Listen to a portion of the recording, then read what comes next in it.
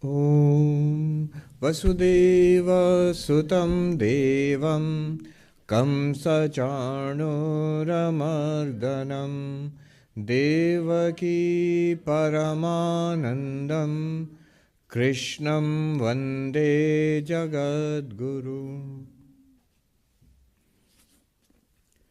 So we are studying the Bhagavad Gita, and we are on the 13th chapter. We have barely begun, but people are getting the impression that we are sort of stuck there because we are on the second verse. But it's so very important, especially from a non-dual perspective. Let's just chant the first two verses, and then we'll catch up on where we are and go forward from there.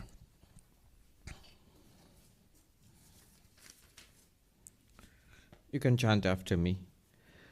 Shri Bhagavan Uvacha, Shri Bhagavan Uvacha, Idam Shariram Kaunteya, Idam Shariram Kaunteya, Kshetram Ityabhidhiyate, Kshetram Ityabhidhiyate, Etadyo Vettitam Prahu, Etadyo Vettitam Prahu, kṣhetra-jñaṁ iti tadvidaha, kṣhetra-jñaṁ iti tadvidaha, kṣhetra-jñaṁ chāpi mām viddhi, kṣhetra-jñaṁ chāpi mām viddhi, sarva-kṣhetreṣhu bhārata, sarva-kṣhetreṣhu bhārata, kṣhetra-kṣhetrajñayor jñānaṁ, kṣhetra-kṣhetrajñayor jñānaṁ, yatta-jñānaṁ mataṁ mama, yatta-jñānaṁ mataṁ mama. What we were doing was that we were taking a close look at Shankaracharya's commentary on these two verses. Adi Shankaracharya has written an extensive, profound, deep commentary on these two verses, especially the second verse. The second verse goes on for several pages, very densely and closely argued commentary. So we're looking at part of that. Because to do the whole of it would take maybe 20 classes. But I propose to do some more of that today, and then we'll proceed to the next verse in the next class. But today we will continue with the story. What's the story so far? Sri Krishna says at the beginning of the 13th chapter, he makes a division. He says, whatever you know is, call it the field. Whatever we know, whatever we experience, you call it the field. And you, the knower, the one who is experiencing, call yourself the knower of the field. So we have two, the field and the knower of the field. Here also he makes a specific thing that he says, whatever we know is the field, that's true, but specifically the body is the field. In the first verse, Krishna has said, the body, call the body the field.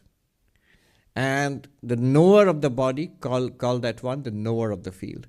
Why is he doing this? The goal is self-knowledge. The goal is self-knowledge. That the world is something separate from me, it's an object, that's very clear to all of us. We don't think, I am the table or I am the clock. I know the clock, but I'm not the table or the clock.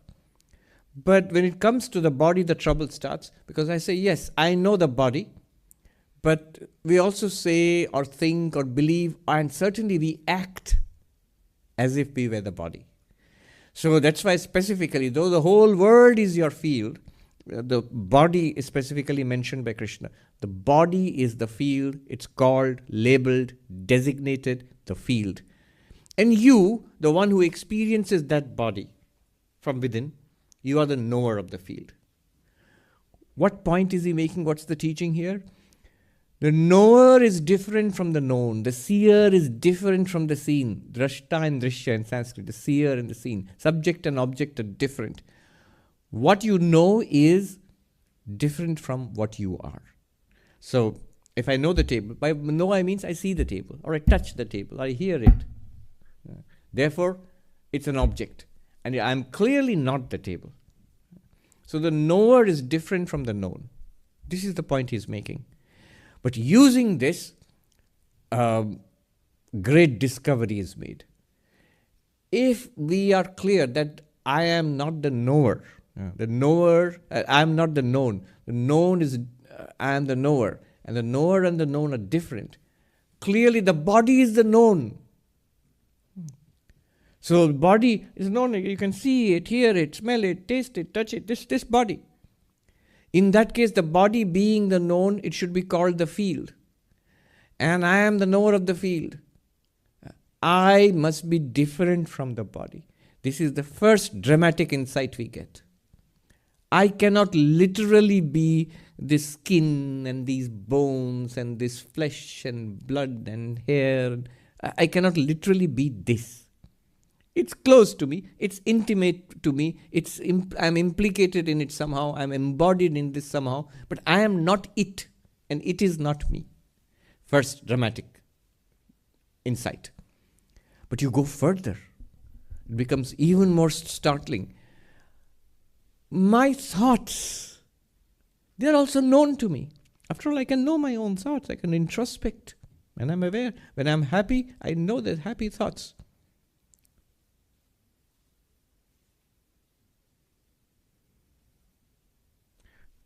I was walking in the park and there was these little babies and they were the nannies and they were singing a song.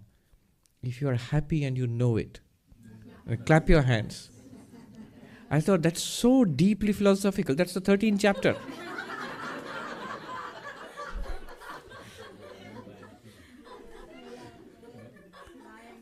That's what Krishna is telling Arjuna, that if you are happy and you know it, you clap your hands.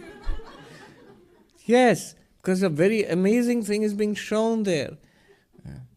If you are happy and you know it, very interesting. If you know it, then you are not happy. You are the knower of happiness.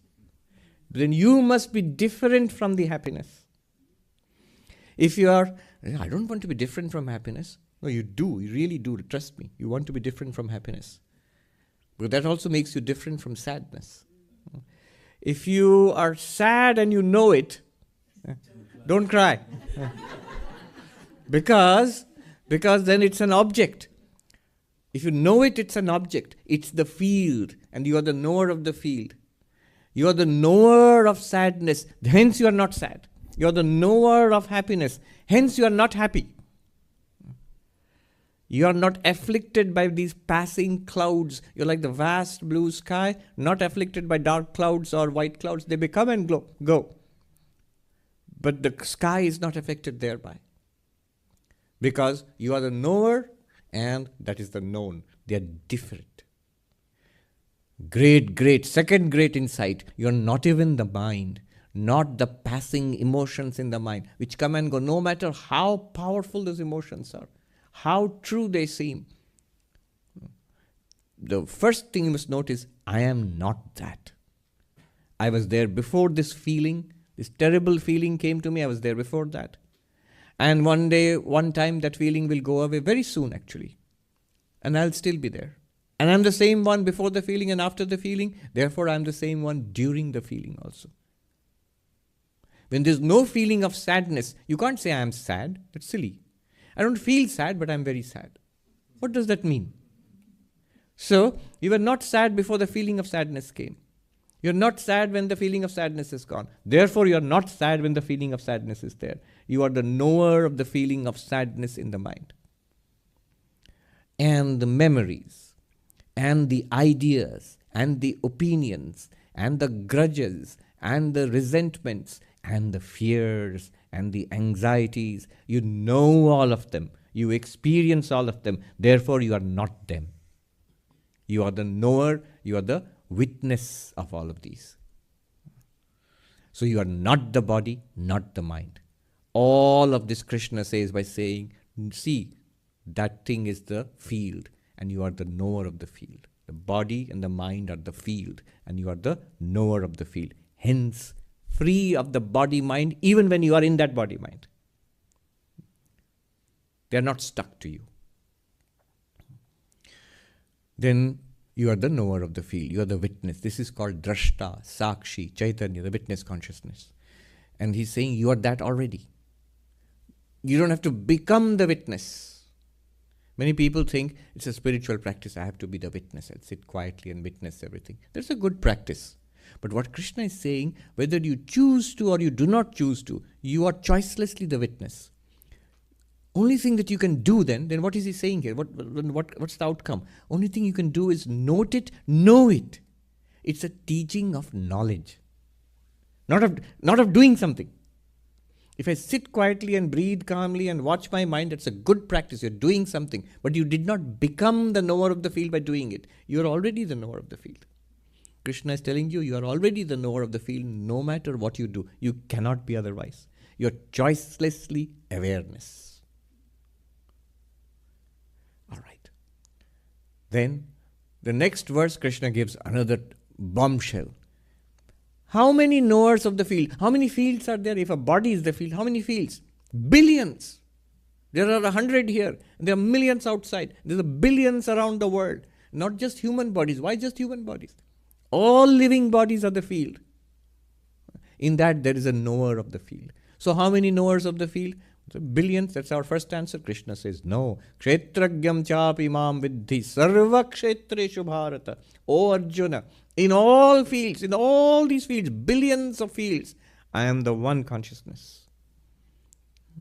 See the continuity of teaching. In the 11th chapter, Arjuna had this remarkable vision, the entire world united in one being, Vishwarupa Darshana. This is the philosophical investigation of that.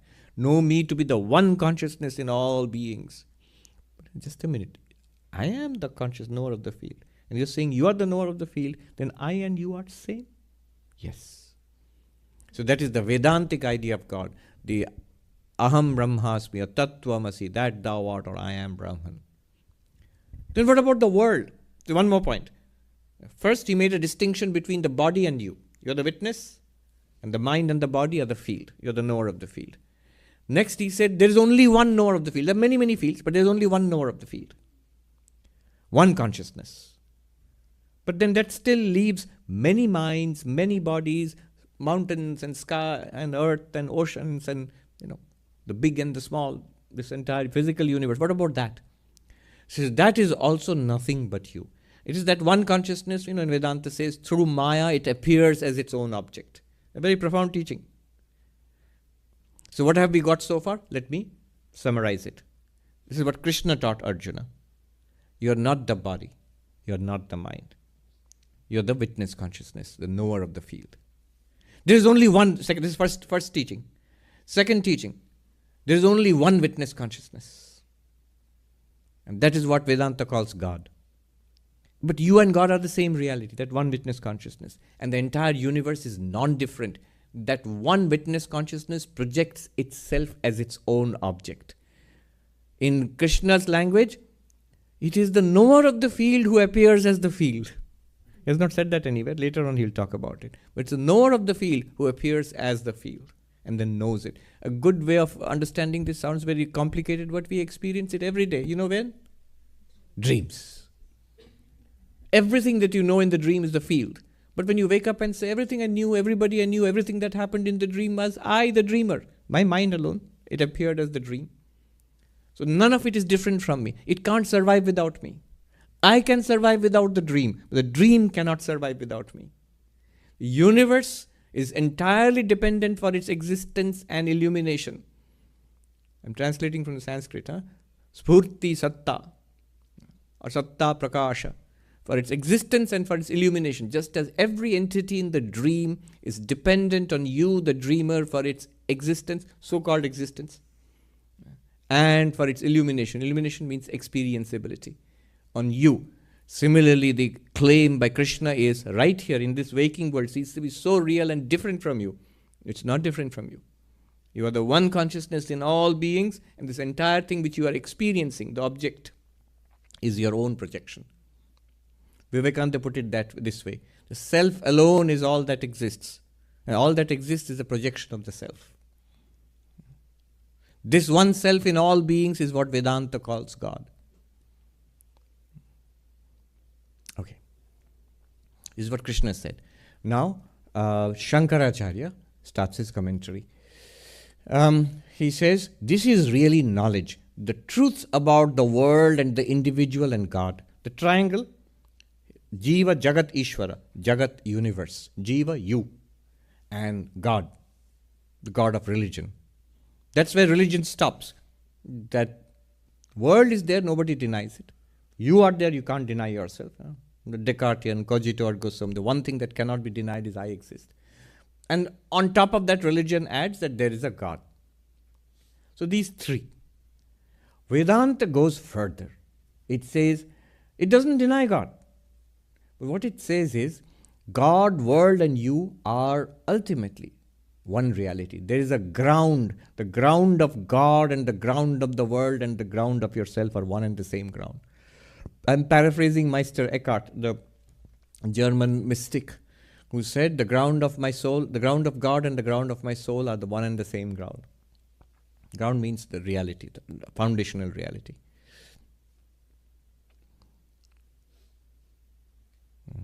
The moment I said foundational reality, I can visualize my Madhyamaka teachers raising an eyebrow, both eyebrows, Nagarjuna. They're anti-foundationalists. There's no founding reality according to them. Anyway, that's a different subject. Now, the opponent comes up with immediately, it says that 4 questions. We have done all this. I'm just recapitulating. 4 questions. One is that if you are saying God and the individual are the same reality, and Krishna said that, kṣhetra-jñaṁ chāpi mataṁ viddhi, know the knower of the field in all the fields to be me. That means all the sentient beings in all these bodies are none other than God. But if you are equating God with sentient beings, jivas, then what happens? It says that then Ishvara, God becomes a jiva. Okay, so what's wrong with that? Everything is wrong with it, because the whole idea of God is beyond our imperfections. God is not a mere mortal creature like us. You're pulling down God to not God. Or the other way around. You're saying there is no jiva at all, because the jivas are none other than God. All sentient beings are God, you're saying. And what that happen? What will lead to, what will be the consequence? Samsara bhava. There will not be any samsara anymore. If you are all God, if you are God, where is samsara for you? You are free of samsara. So yeah, that's good, isn't it? We want to be free of samsara. First of all, just by saying it, one doesn't, because there's an obvious fact that we have samsara. How can you say, if I am God, then I shouldn't have samsara? I shouldn't have troubles. I shouldn't be born. I shouldn't die. I shouldn't suffer. Clearly I do. I am born and I suffer and I die. So I can't be God. But you're saying that there are no jivas, only God exists, or all jivas are one with God. Then the third problem will be shastra anarthakyam. All the scriptures become meaningless then. If you are God, if the sentient being is God, why teach religion to God? What's the point of religion? If the whole idea of Vedanta or all other Hindu, Buddhist, Jain philosophies are to free you from the cycle of birth and death, well, obviously that means there is somebody going through the cycle of birth and death. There is some jiva, sentient being who's suffering, but you're denying it. It's meaningless. Religion becomes meaningless then. Then the final objection, sarva-pramana virodha, perception, inference, all of those. We are seeing a world. In the immortal words of our president, come on, man. We are seeing a world. How can you say there is no world? How can you say there is no world? We are seeing it. You infer, by inference, by perception, the world is proved. You cannot deny that there is a world. So these are the 4 objections. Ishvara will become the jiva, or jiva will become Ishvara, there will be no samsara, the shastras, the religion becomes meaningless, and perception, our direct experience in the world exists. And Shankara's answer to all of this was, na jnana jñānayor anyattvena upapatte. All of this becomes reasonable, that you are Brahman, the world is an appearance, becomes reasonable when you understand the difference between knowledge and ignorance. Between knowledge and ignorance, everything will make sense. How so? The difference between God and the individual, the existence of the world, all of this, in the state of ignorance, it is admitted. When you realize the truth that you are Brahman, then only that there is only one underlying reality that becomes clear. Otherwise not.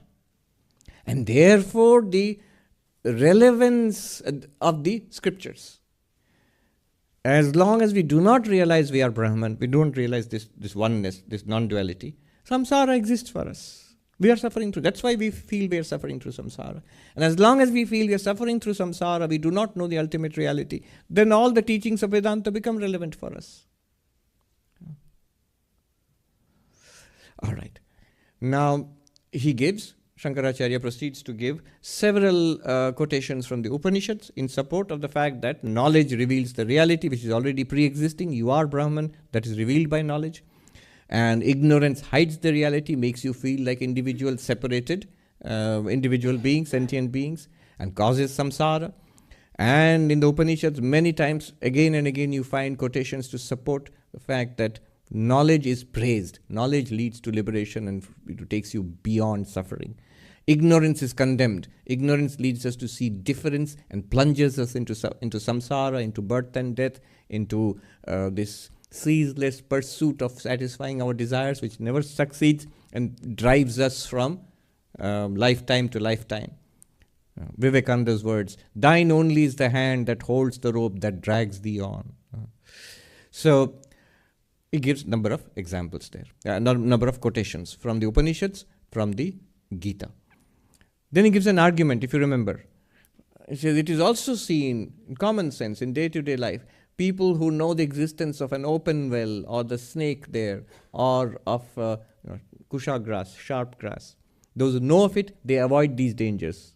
But those who are ignorant, they fall into the well, or they're bitten by the snake, or they cut their fingers on the grass. So therefore, what's the point? The point is, look at the unique power of knowledge. Knowledge delivers you from suffering. Knowledge saves you from suffering. Knowledge leads you to gives you knowledge of your limitless self and attains fulfillment. You attain fulfillment, overcome suffering through knowledge. Through ignorance, we veil, as it were, our real nature, and we are plunged into suffering. Then what happens? The question arises, how does this work? So if I am Brahman, if I am limitless existence, consciousness, bliss, why do I feel this way? Then Shankaracharya gives the example of sthanu purusha, a tree stump. Those who have remember last class, you will recall. A tree stump in the distance. This is a classic example in Sanskrit literature. A tree stump in the distance, in the horizon, in sort of dim light from a distance, looks like a man standing there. Imagine a tree stump with two branches and twigs, looks like two hands in the distance. So sthanu means unmoving, a tree stump or something is mistaken for purusha. Purusha means a human being. Now what happens there?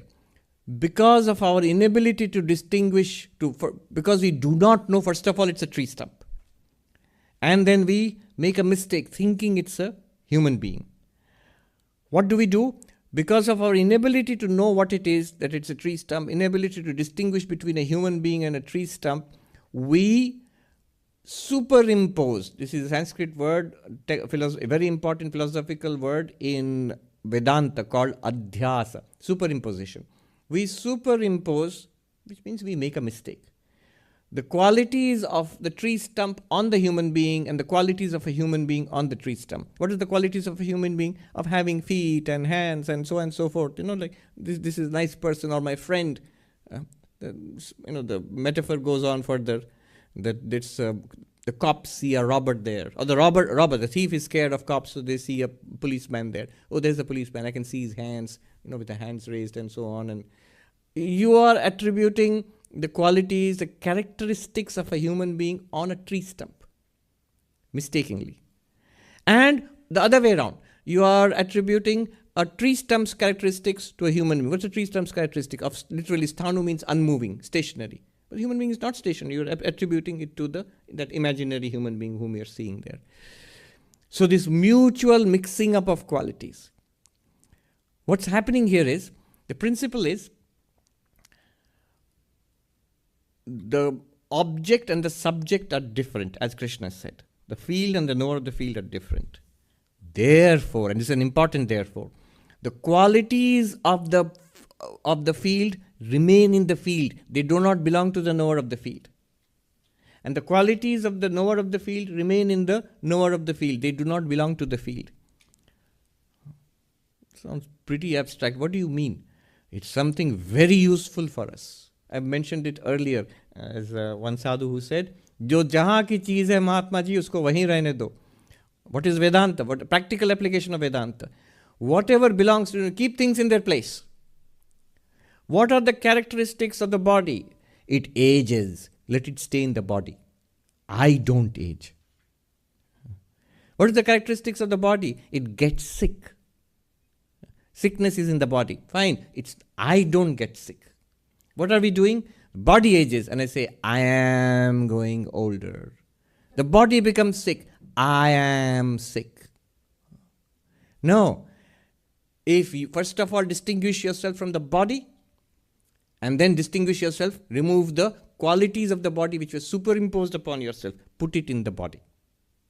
It's like what we have done, we have looked at the table. The table is brown, and it's very clear. The brown color belongs to the table. It doesn't belong to me because I am not a table. But suppose I were to mix myself, somehow I thought I was a table, then I am a table and therefore I am brown. Or I am a flower, therefore I am pink. No, you are not a flower first, and the pinkness belongs to the flower. I can show you, in fact, whoever did put this cup of water did me a favor actually. I'll use a demonstration. Yeah. So water is transparent, you see? Right? The moment I put this behind the water, does it look a little white? Now the whiteness belongs to the cup, not to the transparent water. But the moment I bring the cup near the water, it seems to transfer its quality of whiteness into the water. If I were to bring it near the pink flower, you will see it seems to transfer the quality of being pink. The water begins to appear pink. Does it? Let me see. Oh yes, it does. Special effects. Yeah. It appears pink. And now you see it will appear green. Yes, it appears green. But the water is colorless. Now what Vedanta, this is called upadhi. Upadhi is a term which is what it means in Sanskrit. I'll tell you and translate. Samipe sthitva swiyan gunan adhatte. Iti upadhi. Which in proximity, it appears to transfer its qualities onto the other entity. The cup in proximity to the transparent glass of water appears to transfer its white quality, white color to the water. The flower, upadhi, in proximity to the transparent water appears to transmit its pink color into the water. Now, the important thing to notice is, even while it looks white, the water is not white. Even while it looks pink, the water is not pink. It's because of this mutual transference of qualities. How would you... So what is this relevance to Vedanta? What is happening is this. We as pure, limitless awareness, in us arises this body-mind. Because of proximity, this body-mind transfers its quality as it were into me, the pure, untouched sky of consciousness. I am not young or old, but the body is definitely young or old. So I feel I am young or I am old. I am consciousness, limitless consciousness cannot be skinny or obese. The body can be obese. I am obese. What happened? Transfer. And did it really transfer? No. Did the water become white or did the water become pink? No. Even while it looked pink, even while I think I am old or young or skinny or obese, it's the body. Put the things back into the body. Put the pink color back into the flower. Put the white color back into the cup. Put it means understand it's in the cup, even when the water looks white or pink. Similarly, even when you feel old or young, you feel happy or sad, sukha dukkha, or deluded. It's so subtle, these applications. I have understood Advaita Vedanta, Maharaj, but when I go into the world, the fact that I'm witness consciousness slips away and I feel very entangled with the world. What's happening? The world and the body and the mind and people and the reactions in the mind, they're all like the pink of the flower. In the flower, they're all in the mind. But because they're appearing in you, the colorless consciousness, the absolutely transparent, spacious, sky-like consciousness which you are, they're appearing there. They seem to be colored by unhappiness, restlessness, anxiety, fear. They all are like the pink color or the white color or the green color. They belong to the upadhi, to the mind, not to you. So this transference is happening, just like the stump and the person, sthanu purusha. Okay. Then next what happens? The opponent comes and says, no, it won't work. Nice try, Shankara, but you're pulling a fast one on us. What's the problem? The opponent says, so I'm quoting from the commentary. Who's the opponent? It can be any one of a whole range of philosophical schools. Sometimes they are materialists, sometimes they are Buddhists, sometimes they are the Nyaya logicians, sometimes they are dualists, qualified monists, many schools. Na atulyatvat iti chet. No, what you just explained is not correct. Why? These examples you are using, they don't work. They don't work. Why not? All these, so many examples you brought out, they're wrong. Just hold it there. I'm not going to give you an easy pass on this. Why are they wrong? The opponent, this is not the Shankara, this is not the non-dualist, this is the opponent saying. The opponent says, Sthanu purusho gyeyo eva santo gyatra anyasmin adhyasto avidyaya dehatmanastu gyeya gyatroreva itaretara adhyasa iti na samadrishtantaha. Says, look, when you said the tree stump and the human being, this glass cup of water and the white color of the cup. The cup and the glass of the cup of this water and the cup, they are objects, both of them. They are not like body, mind and consciousness. Body, mind, you said, are the field, they are objects, and consciousness is the knower of the field. You said, Krishna said himself. Two objects, both belonging to the field. You can mix them up. They're getting mixed up. And the flower and the cup of water. The flower is an object. It belongs to the field. That's a good one. Flowers belong to the field, yes. But that means object, an object of awareness. The cup of water is also an object of awareness. Two objects are getting mixed up and their qualities are getting mixed up. But here, you're pulling a fast one on us, Shankar. I won't let you do that. Here you are saying objects like body, mind are getting mixed up with the subject. You're saying the field, body, mind is getting mixed up with the knower of the field. These two examples are not, the example and what you're trying to show by the example are not the same case. Are not the same case.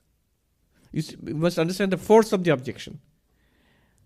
You are saying the field is being superimposed on the knower of the field. The characteristics of the field are being superimposed on the knower of the field.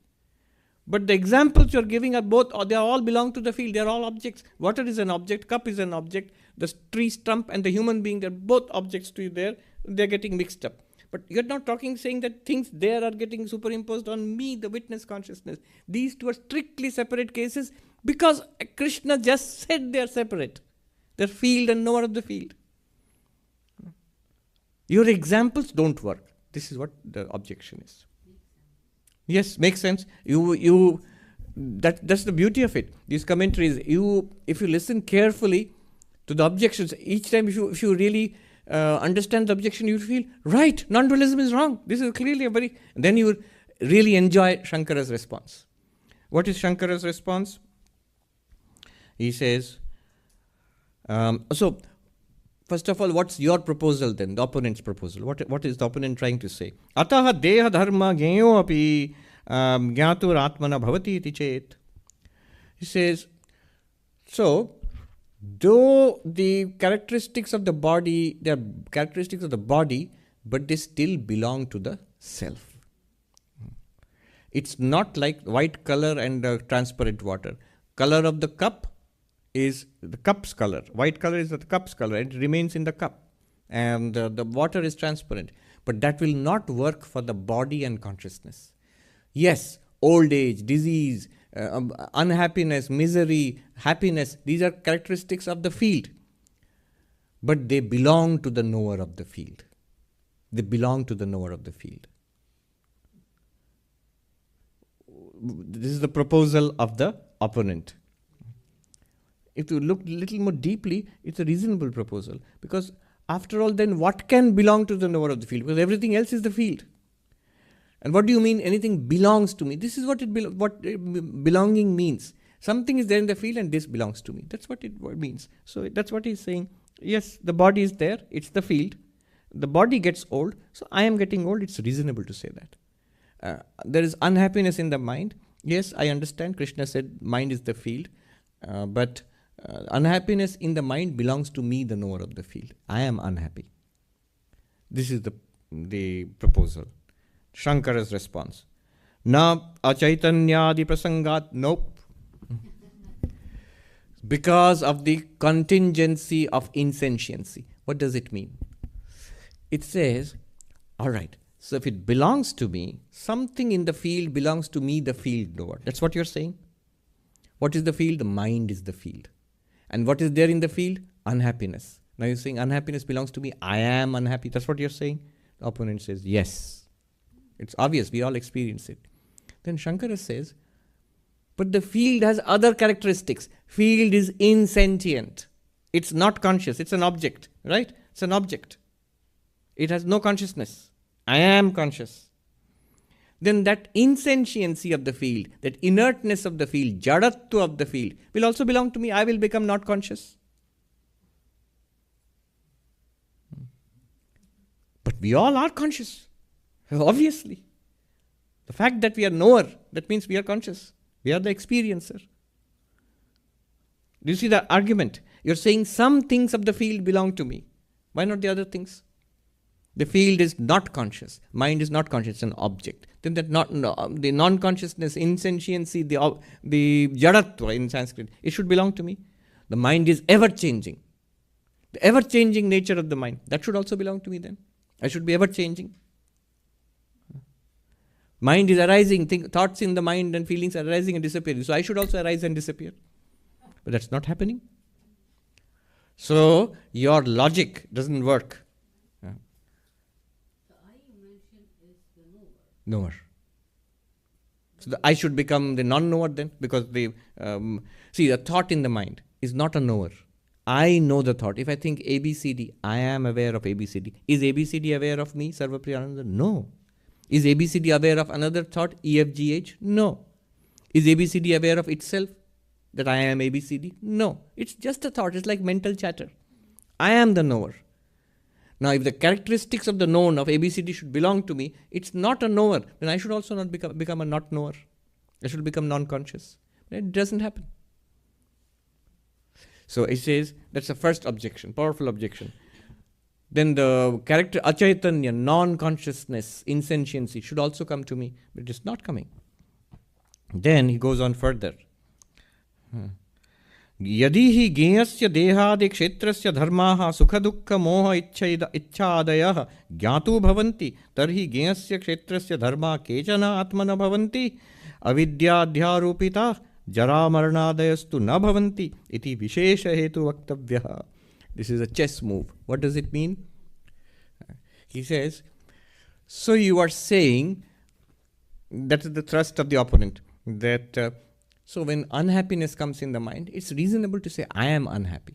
Don't say it's a property of the mind and the unhappiness is in the mind. That's what the Vedantin wants to say. He says, no, I am unhappy. Unhappiness has come in. Dukkha. Sukha. Happiness has come in the mind, so I am happy. Then Shankara's reply is, but you, and these logicians and others, they are also religious people. Don't you believe that there is samsara? Yes, of course. That's what we're trying to deny. You are the one who's upsetting the apple cart. So there's samsara, and you are religious people. You're trying to get moksha, liberation from samsara. So there are multiple lifetimes. You're going around birth and death. Yes, that's what we say. That's the story. In that case, if you're born and you're dying, then you can't be the body. Birth and death belong to the body, not to you. And this body is born and body is dying.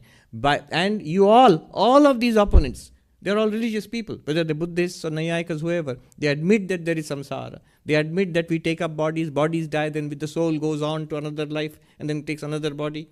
In that case, old age, disease, death belong to the body, not to the soul. You all admit it. So, some properties belong to the field, not to the knower of the field.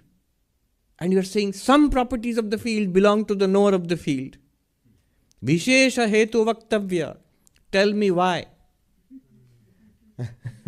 Tell me why. Old age of the body belongs to the body and not to the soul. Soul does not get old. Disease and death belong to the body and not to the soul. Soul does not get COVID. Soul does not die. All religions say soul is immortal. These dualists, they say soul is immortal. Good. I agree with you. But then you are saying misery and sorrow and unhappiness and delusion belong to the soul. Why? They are also part of the field, according to the definition. Anything known is part of the field. Vishesha hetu, you are making a distinction. Give me the reason for this distinction. They have none. So, he says, but I can give you a reason that they do not belong to the soul, to the Atman, to consciousness.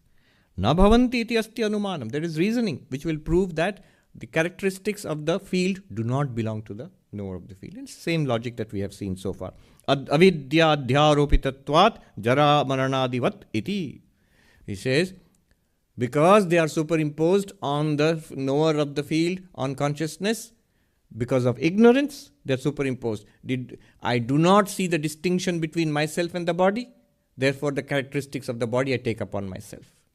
Body gets old, I feel I am getting old. I do not see because of my ignorance, I do not see the distinction between me, the consciousness, and the mind. Therefore, the sorrow in the mind I take upon myself by mistake. By this upadhi. And then he is mischievous. Just like old age and death, which you all agree. People say, I'm getting old, I'm going to die. And you all say that's an error. You all say that, right? But you dualists. You say, actually, you don't die, you will go on to another life. You all agree with that? Yes, that's what I'm saying. Just go one step further and say even sorrow and unhappiness and anxiety and fear and pleasure and pain, all of them belong to the mind, not to you, the witness consciousness. Not to the knower of the field, they belong to the field. The moment you distinguish subject and object, knower and the knower of the field, consciousness and objects, then the properties of objects should stay with the objects. Thoroughly purge yourself, the witness, of the properties of objects. It's a mistake. Then, what is the result of this kind of analysis? Tatra evam sati. I'm skipping a little bit here and there. If anybody is following the actual commentary, a little bit I'm here and there, I'm skipping. Tatra evam sati. This being the case. Kartritva bhoktritva lakshana samsaraha gyastaha gyatari avidyaya dhyarupita iti natena gyato kinchid dushyati. He says, then all of samsara, which is characterized by agency and experiencership, kartritva, doership. I do karma. How does that happen? It's because I think I am the body, I am the mind, I am the thinker of thoughts, I am the speaker of words, I am the doer of acts. So I am the one who's doing karma. This is called karta, doer. But actually pure consciousness does not do anything. It's the witness of everything. Is the sky stormy? No. Is the sky windy? No. It's the atmosphere. But the sky gives space for the atmosphere to be stormy or windy. Sky is not affected thereby at all. You, the consciousness, you enable the mind and the body to come up and do its thing. But they all belong to the mind and body, not to you ever. So he says, this samsara, they belong to the field, not to you, the knower of the field. Samsara is part of the field, not to you, the knower of the field. Adhyarupataha. They are superimposed as if they are appearing in you. Just like white color appears in the transparent water, pink color appears in the transparent water. Water is not white or pink. Feelings, emotions, experiences, memories, the sense of doership and the sense of enjoyership, or I'll coin the word sufferership. I enjoy or suffer. Enjoy the results of good karma and suffer the results of bad karma. No, you do not. Because of you, the luminous awareness, there seems to be an imposed enjoyership upon you or imposed sufferership upon you. But in neither case, you are like water is not pink or white. You are not enjoying or you are not suffering. You are enabling the enjoying to happen. You are enabling the suffering to happen because of your presence. Even more plain. Natena gyato kinchit dushyati. Nothing of you is ever harmed or polluted or distorted or broken because of samsara. You means consciousness, knower of the field. Yatha bale adhyarupitena akashasya talamalinatvadina. Just as children, unthinking, ignorant, they superimpose surface or dirt to the sky. So child looking up at the bright blue sky will think it's like an vast inverted bowl. It sees a surface. There's no surface there. Or it sees the sky has become dirty. Sometimes kids say that. The sky has become dirty. Sky doesn't become dirty. It just looks like that. Maybe because of dust or clouds or mist or something. It doesn't become dirty. It's superimposed. Because of the presence of the dust, because of the presence of mist, the child thinks the sky has become dirty. Similarly, because of the presence of samsara, we think we are suffering, we are going to hell, we are going to, or enjoying, we are going to heaven, or we are enjoying, we are doing really great in this world. Story time. I've told this earlier, but it's an appropriate time to tell the story. So there was a great sage, Shukadeva. It's one of those Puranic stories, but it shows the result of this knowledge. Once he comes to the great god Shiva, Mahadeva, and comes and, he's very casual, doesn't bow down the respect you have to give to Shiva. He starts chatting with Shiva. Shiva also chats with him. Now Parvati, the great goddess, we just came out of Navaratri, so she becomes annoyed. After the sage has left, she tells Shiva that boy needs to learn manners. He's become haughty like a camel, walks around with his nose high in the air. Then Shiva, of course, knows that he's innocent. He said, no, he should show you proper respect. You are the god of the universe. I'll teach him respect. So she goes to the sage Shukadeva and says, be thou a camel. Now, the Divine Mother is in charge of the universe. Whatever she wants, names and forms. What is Shiva? Existence awareness. And everything else in this universe, all names and forms and activities, is the Divine Mother, Shakti. So she says, you give up this sage name and form and you become a camel. And immediately was transformed into a camel. Then she happily went back to her divine abode. After some time, she's the mother, so she felt bad. And she was saying to Shiva, I wonder how that boy is doing. I mean, he must be suffering. He was such a great sage. Now he's a camel. Shiva knew that after some time, her annoyance will go away. After all, she has a tender heart. So she says, why don't you go and take a look? So she goes. And she says, she sees this camel chewing on thorny bushes. And says, well, how are things going with you? And camel can, of course, speak in perfect Sanskrit. So the sage who was the camel, replied, wonderful. I suddenly became a camel. I do not know why, but things are really good now. What do you mean things are really good? Well, when I was a sage, I had all these silly brahmacharis to teach. I had to teach them Vedanta. Now I don't have to teach anybody. I'm so free. And I go wherever I like. I eat whatever I like. I don't have to follow the rules of the monastery and the ashram. I'm carefree now. The original Hindi version which I heard was much more crude. He said, basically it said, I pee wherever I like. The Divine Mother said, oh, this was not the intended result. And in exasperation, she said, okay, be a sage again. And so he immediately became a sage. He shrugged, okay. Now, the names and forms, camel name and form, or a human name and form, none of them have any impact on the one who knows I am limitless awareness. It's just a story to show that. So, not a slightest bit will you be affected by the change of you, the consciousness, the knower of the field. Changes in the field do not affect the knower of the field. This is the point. Shankaracharya uses this again and again. He has said in another place, he goes on to say that all the water in a mirage cannot wet a single grain of sand of the desert. In the desert there's a mirage. It looks like water where there's no water. Now all the water in that looks like an oasis shining with water, glittering with water. But if you go there, there's not even a single drop of water there. One grain of sand of that desert will not be wetted by the water. So all the sufferings of the world, all the ups and downs of life leave you completely unscathed. Remember, they will not stop. It's not escapism. When knowing this thing, you will not be delivered from the results of past karma. They will keep on appearing as our life, what we call our life. But we'll be, as Krishna says in the Bhagavad Gita, attaining which nothing greater remains to be attained. Centered in which the greatest of sorrows cannot shake you.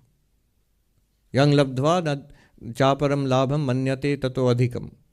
Yasmin stito na dukkhena guruna api vichalyate. Settled in which the heaviest of sorrows cannot shake you. That means sorrows will come. Even in the lives of saints, old age will come, disease will come. Sri Ramakrishna got cancer, throat cancer, but it cannot shake you. Once Swami Turiyananda, in his old age, many diseases were there in the body, in Benares, in the Sevashram there. Somebody asked him about his suffering. And he says, why do you see, in Bengali, he said, Baire Rog Jala, the burning and the disease externally. Why do you see the external burning and the disease?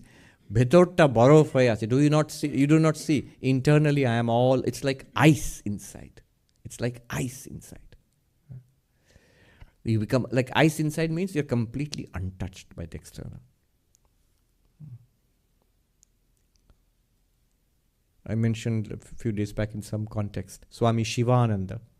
He was second president of our order, afflicted by asthmatic attack, and the whole night he had suffered. Next in the morning he was very calm, and then people asked him what happened.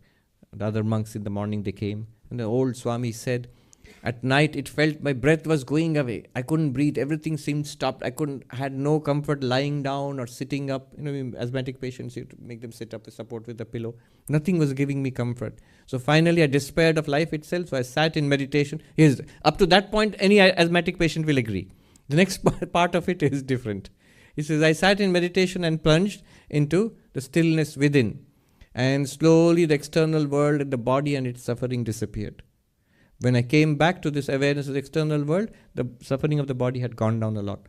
If we step back, if you see the body and its suffering, flower and its pinkness, they belong together. The body and suffering belong together. I am fine. One interesting consequence is the suffering also goes down after some time. It's interesting. So, then a monk asked him, what is that you meditated? Where did you become still? He says, that's the Atman. So he says here, not the least bit you, the knower, will be affected by if you are not the field, the characteristics of the field, the sufferings which are in the field will not affect you, the knower of the field, even when they are appearing. You're almost out of time. I'll make, it goes on and on like this. One more little argument and then I'll stop and we'll take a couple of questions. An important question comes up next. The opponent, okay, two more things. The opponent says, okay, I get the point, but still, your examples are bad. They are objects. They belong to the field. So, remember, what was his original objection? You are confusing one thing which is the field with another thing which is in the field. Two objects you are confusing. But now you are using that example to say the confusion between the object and the subject. So that example does not apply here. Even though I see your logic, what you want to show. When Shankaracharya says, let's see, 2 points here. First of all, the example is only meant, the only point of the example is to show the effect of ignorance and superimposition. Just as not knowing the difference between the pink flower and the transparent water from a distance, you might be fooled into thinking the water has become pink because of ignorance and the apparent transference of the pink color of the flower into the transparent water. Like that. All I'm trying to say here is, here also there is ignorance about our real nature as limitless consciousness and an apparent transfer of the qualities of the body, mind into consciousness. That's all. So I'm not bringing in object, subject, all those things I'm not bringing it here. Now you might say the opponent waving his hand, no, but still, it's still not a good example. Then Shankaracharya really hits back. He said, but you do it all the time. Didn't you? Again, he's pinning them down. Don't you all believe that you are really not the body, not the body, because the body dies, old age and disease, the death belong to the body, and you go on from lifetime to lifetime. You all believe that. And yet you believe that you see that people say, I'm getting old and I'm going to die or I am sick. And how do you explain that? You do the same thing, that the old age and sickness of the body, you are mistakenly taking upon yourself, the immortal soul. You're doing the same thing. Why fault me? It's a principle of debate. If I have a fault, I can't accuse anybody else of the same fault. So it's not a fault if both parties accept it. Fine. Now the opponent comes back with I promise this is the last one. I am having fun. Last argument. Though I just wanted to create a taste for Shankara's commentary. You can go further and look into it. A lot of wonderful things are there in this particular commentary. Next one is a deep one, argument. The question, the objection is, okay, let's take a step back. You are saying this is all because of ignorance. Shankara says, yes. There's some suffering and apparent transfer of qualities upon yourself and samsara and all of this is because of ignorance and it will be solved by knowledge. Yes. So you are saying that the self, Atman, pure consciousness, has ignorance. At least that much. If Shankara says has no ignorance, then the whole argument falls apart. And if he says it has ignorance, then you have to attribute ignorance to the Atman. The self, Atman, knower of the field, has ignorance in that case. Wouldn't you agree? And Shankara says, nope. But you just said it's all because of ignorance. And Shankara gives these arguments. First of all, Drishya. Ignorance is also known. And the ignorance also belongs to the field. After all, where is ignorance? It's in the mind, not in pure consciousness. What do you mean ignorance is known? Everybody has this experience. I do not know X, Y, Z. I do not know. We all say, I don't know. That means you are aware of your own ignorance. If you are aware of it, you are not ignorant. You are the consciousness which is illumining the ignorance in the mind. So ignorance is in the field, not in the knower of the field. 1 point. Second, ignorance, Shankaracharya says, is a defect to be corrected. And the defect is always in an instrument. So he gives the example of cataracts. What does cataracts do in the eye? The cataracts in the eye, Shankaracharya says, avaranatmaka, it veils the world. You see as if through a mist into the world. It's not very clear. Then you sometimes make actual mistakes. You don't see things which are there. You are making mistakes. And these cataracts can be cleaned. Where are the cataracts cleaned from? From you or from your eyes? Does the doctor come and start scraping consciousness or the eyeballs? The eyeballs. The cataracts are cleaned from the eyes, not from consciousness. So the instrument has to be cleansed. So similarly, ignorance is a defect, dosha. And the defect is always in the instrument. The ignorance is a defect is always the instrument. And the defect can be cleansed by knowledge. Knowledge also comes in the mind. It arises in the mind and removes the existing ignorance, and then that also disappears. Consciousness alone remains. So because it's dosha, it's a defect. Third, anitya. Ignorance is not ultimately there. The enlightened person will say, in pure consciousness, Brahman, Atman, there is no ignorance. Ignorance is not there. Therefore, it was never there in the self. It was there in one of the projections of the self, which is mind. It was there, but not in the self itself. And the self is asanga. Just like clouds may appear in the sky, dust may appear in the sky, space is not touched by clouds. So, if you go through a cloud, you'll feel clammy, and I don't know if you had experienced this. I experienced it. It's surprising. First time in India, there's places like Darjeeling, which is a hill station. I still remember my surprise as a little kid when I opened the window and a cloud entered through the window. And it passed through one window and it went off through the other window and left everything feeling slightly clammy and cold. But the cloud does not make the space clammy and cold. Similarly, consciousness is not affected in the least. Consciousness is unattached, asanga. Everything arises, is illumined, and it settles back, disappears into consciousness without in the least affecting consciousness itself. So because of these reasons, it's a defect. It's an object of experience, a part of the field. It is impermanent. Ultimately, after enlightenment, there is no ignorance at all. So it can't be a part of the self. If it was part of pure consciousness, ignorance, then it would always be there. But it isn't. It comes and goes. And finally, pure consciousness is completely unaffected by the object. Just like the sky is unaffected by clouds or mist or dust. Because of these reasons, even when we say there is ignorance, it has no effect on you, the pure consciousness. It still has to be removed. So, these are some of the arguments. It goes on. One argument will come, one question will come. After all of this, much later, the opponent gets flustered and says, but if I am Brahman, then who is ignorant? Who is ignorant? And Shankara's answer is very interesting. He says, why are you asking? He says, because I am asking because I don't know. So you are ignorant.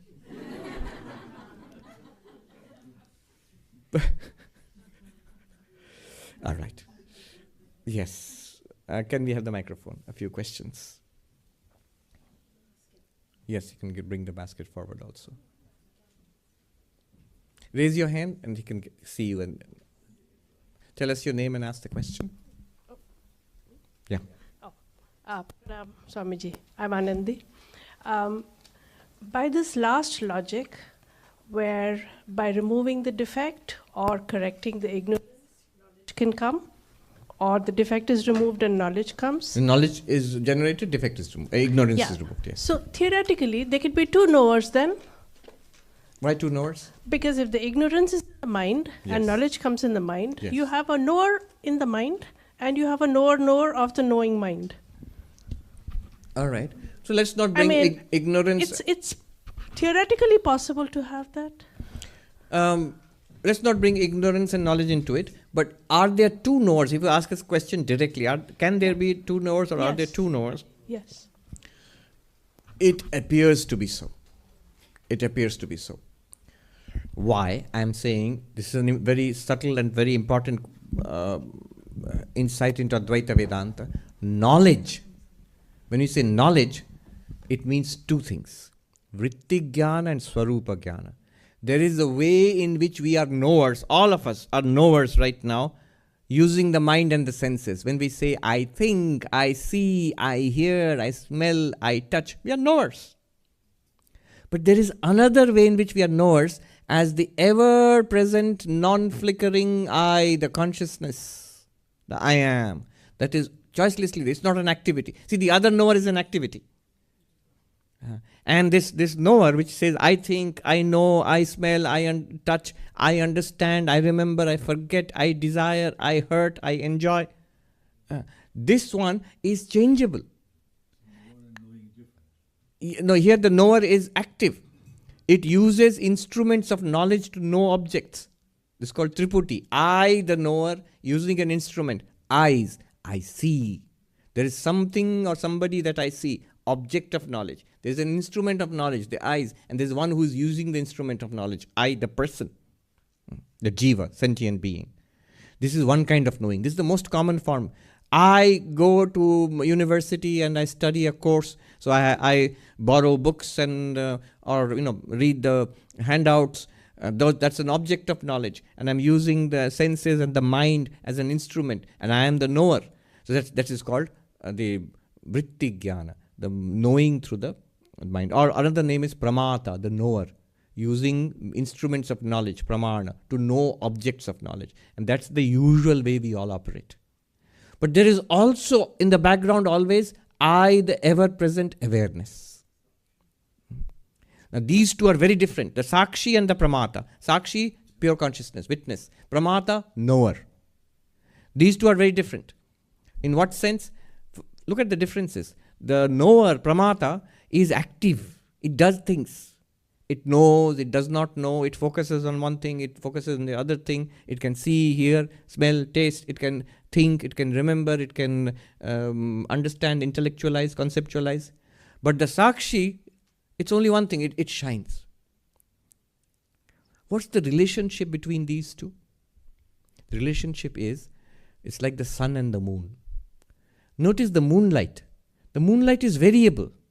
There are phases of the moon. Full moon, and half moon, and dark, new moon day. But also notice, the moonlight is entirely dependent on the sunlight. The moonlight is nothing but the sunlight. So this pramata, the knower, the usual knower we are all acquainted with, is lit up, powered by sakshi, pure consciousness. It is the light, pure consciousness is the light which lights up the knower. By light of the lights, jyotira-jyoti. The light which shining, the knower shines. In the Upanishad, that shining, everything else shines by its light. That being lit up, everything shines after it. That means sakshi, pure consciousness. In Advaitic terms, there are two terms, the lakshyartha and the vachyartha. Vachyartha is the direct meaning. When Krishna says knower of the field, the direct meaning is I, you, just right now what we are, the usual knower which we are. Lakshyartha means the implied meaning, the real meaning, pure consciousness. The pure consciousness alone you can say aham brahmasmi. This particular knower you cannot say aham brahmasmi. Particular knower there are many. 8 billion there are many. But when Krishna says I am the knower of the field in all beings, he's talking about pure consciousness. So these two are there. Now, what is Vedanta trying to do? Vedanta is first of all introducing us to our nature as pure consciousness, and then telling us to shift the reference of the I from the knower, the pramata, the direct meaning of the word knower of the field, to the implied meaning, to the sakshi, to pure consciousness. You shift. It's already available. You notice what you are. Now, a very subtle point here. If you try to do it, you'll fail. The knower, pramata, has an objective component. As part of the field is included in the knower, mind and the senses. So the way to realize yourself as sakshi is by denying your pramata nature. I am not the body, not the senses, not the mind, not the intellect, not even the ego, the knower. Then only you can say, I am the witness consciousness. Mano buddhi ahankara chittani naham. I am not the mind, not the intellect, not the memory, not the ego. Chidananda rupa shivoham shivoham. It's shifting from the pramata to the sakshi. Okay.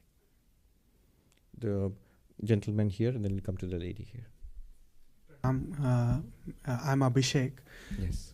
So the question that I have is, if the field and the knower of the field are different, Yes. and the knower of the field does not belong to the knower of the field. Yes. My body is the field. Yes. As a knower of the field, why should I assume the responsibility of taking care of the field? That means, why as the knower of the field, should I assume the responsibility that I need to feed the field, water the field, attend to the field and the needs of this field? Yeah. When you come to that state of that I am the knower of the field and you're completely settled there, settled in that, then you actually won't even need it. It will continue by the wish of the Lord, as it is continuing now also. You think, I have taken responsibility for this body. Actually, I haven't. It is the Lord who has taken responsibility. Today, I have to feed myself and wash myself and take care of myself. One little stroke, land up in ICU, nothing I can do then. This particular field itself, it will not obey even the slightest command, paralyzed, full body paralysis. But it can help. Knowledge will help here. I am the witness consciousness. Identified with the mind and body, I thought I was in charge of this field and I was doing lots of things. Now it has failed me. I am still the witness consciousness. The field is appearing as a degenerating, dying field here. I am the witness consciousness, not affected. And this is something that I experienced today. One gentleman called from, I will not name, he has a degenerative disease and he is,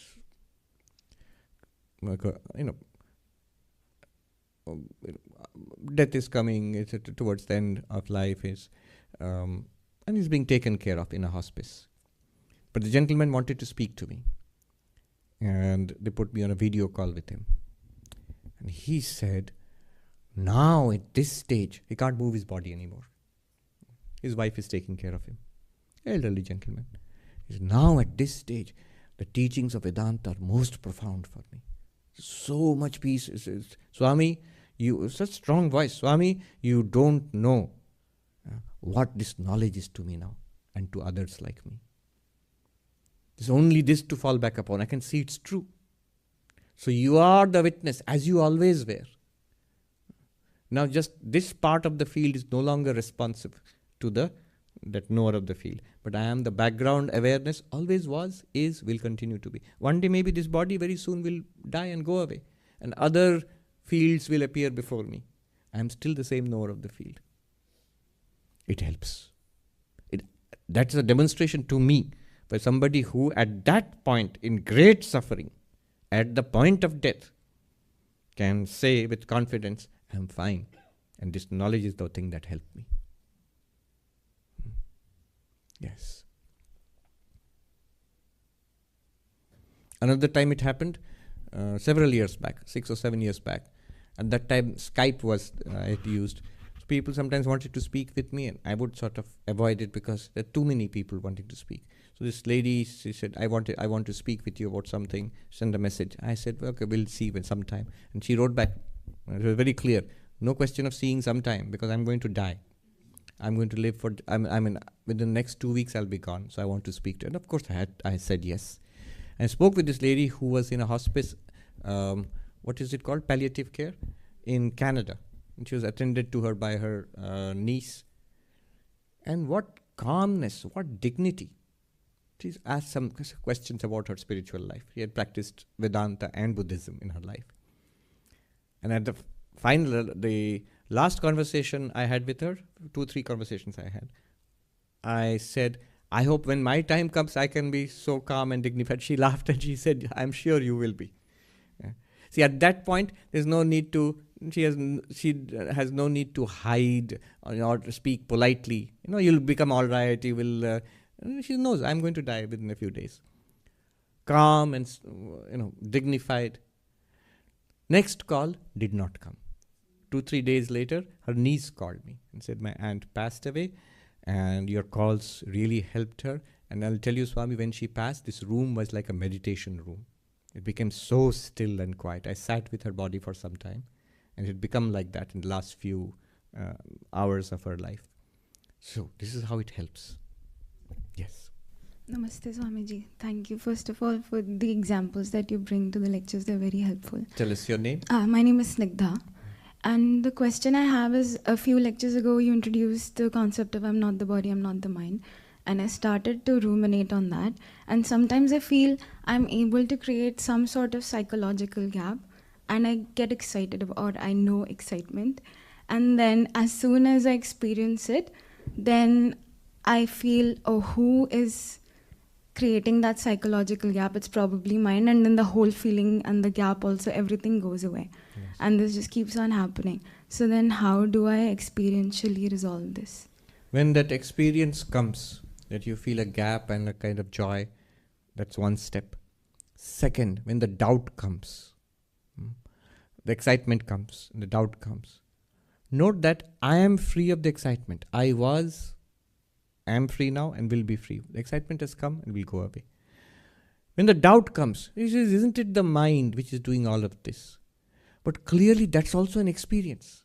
The doubt was, you are there illumining the absence of the doubt. Now the doubt has arisen, the doubt will disappear. You were there all throughout. Ask yourself, does the doubt reveal itself or you reveal the doubt? You reveal the doubt. What is the mind? That mental formulation of the doubt. Isn't it the mind? That's the part of the experience which is called mind. But the experience of it, I am experiencing doubt. By what light are you experiencing doubt? By you, the light. Shankaracharya says here itself, Yaeva tasya nirakarta tasyaiva atmasa. Whoever denies the Atman, it's the Atman of that very denier. It's because of that you are this awareness that you are able to doubt the awareness also. You are able to witness the functioning of the mind. The presence of conviction and the absence of conviction are both illumined by you, the Atman. That gives you even stronger conviction. But how do I hold on to that? Don't hold on. Don't hold on. I remember one of the greatest monks who I heard teaching this, Ramananda Saraswati, whom I attended some classes by him. A young monk asked him, and after a long discussion, just like this, back and forth, opponent, he said, but aham brahmasmi, I am Brahman, I am this aware, this witness, at least that much we must hold on to. And then the Swami, he with great excitement, he said, that's what you must not hold on to. As long as you hold on to that, it's a practice and something that the mind is doing. That you are snigdha. How much practice are you putting into it? I have to hold on at least to I am snigdha, little background, like the Tanpura, it must go on. Otherwise I may forget. You have no tension about forgetting that you are snigdha. You don't even think about it. Do you practice morning 1 hour I am snigdha and evening 1 hour I am snigdha? No. Earlier, you say, I was very confident I am snigdha, but now I am little doubting. Maybe it's the mind. But I am snigdha is something that is superimposed on you by parents or grandparents who have given you the name. It's just a concept given to you. That becomes so effortless. Imagine the witness of the mind, how effortless it is. There can be no doubt about it. Don't try to hold on to it also. Here is the clue. When you do not think of any Vedanta, when you are not even thinking, I am that witness consciousness, I am the knower of the field, I am pure consciousness, not even none of that. Mind is not doing any Vedanta at all. Mind is completely involved in whatever we are doing in the world. Ask yourself that question later. In all the time when I just last few hours had completely forgotten Vedanta, was I having experiences or not? Was I seeing, hearing, smelling, tasting? Was I enjoying suffering? By what light? That light, that's choiceless. That is not there because of Vedanta. Vedanta just reveals it. I am that. The lady here. And then the gentleman there, will stop after that. Yeah. I'm Kiran. Yes. So, Kshetrajna here, as you mentioned, Pramata is the apparent knower, right? And is the knower, but then the witness of that is the real knower. You have to shift the reference of the I from the Pramata to the Sakshi. That does not mean the Pramata, the knower, will disappear. Of course it will be there. Even after realizing I'm pure consciousness, what will go on? Everything will go on. You will still be very happily able to see, hear, smell, taste, think, enjoy, suffer. But at a deeper level, you will see that you are not suffering. You are fine. Yes. Yeah, so, but Sakshi or Kshetrajna is mentioned because Pramata depends on pure consciousness. That's why pure consciousness Absolutely. is Kshetrajna. And can we also say like kṣhetra-jñaṁ is jñānaṁ, because Yes. that's the only thing that self ever Ksetra has. jñānaṁ, jñānaṁ means knowledge. So this jñānaṁ can be understood in two ways. As this empirical knowledge, which is what the pramata is doing, as pure consciousness or witness consciousness. That's also. So the word used in Sanskrit is vritti jnana, swarupa jnana. Vritti jnana is jnana, knowledge with the movements of the mind, the usual way we understand knowledge. But swarupa jnana is pure consciousness. Thank you. Vivekananda said, it's not that it knows, it is knowledge. It means Atman, the self. It's not that it knows, it is knowledge itself. What do you mean knowledge itself? Consciousness, basically. Last, the gentleman there, you raised your hand. Yeah. Can you just raise your hand? He'll bring the microphone to you.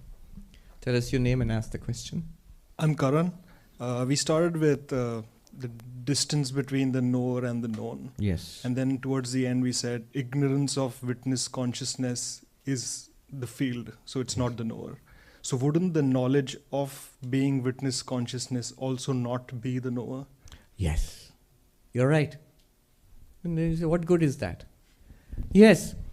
What does the knowledge is also in the field. Knowledge is in the mind. Ignorance is in the mind. All knowledge is in the mind.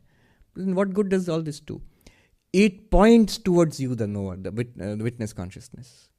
The knowledge in the mind, I am Brahman, I am pure consciousness, Chidananda Rupaham, I am the nature of pure consciousness. That's in the mind. It clears up the ignorance which has resulted in the superimposition, I am body-mind.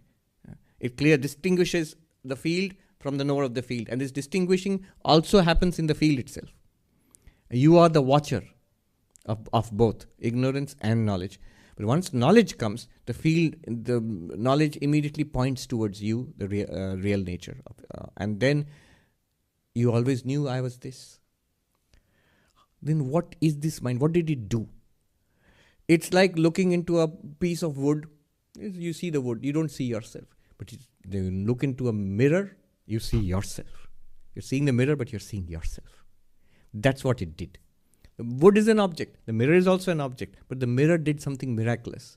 It pointed towards you, the subject. The face. So this knowledge is like that mirror. It remains there. And you may even take away the mirror after that, but you have no more doubt, I am here, even without seeing it. You may take away the knowledge from them. The mind may start again thinking about the world and doing work, but you are free. You know that I am always this. I am this pure consciousness. Good. On that very subtle and high note, let's bring this to an end. Om Shanti Shanti Shanti Harihi Om Tat Sat Shri Ram Krishna Arpanamastu.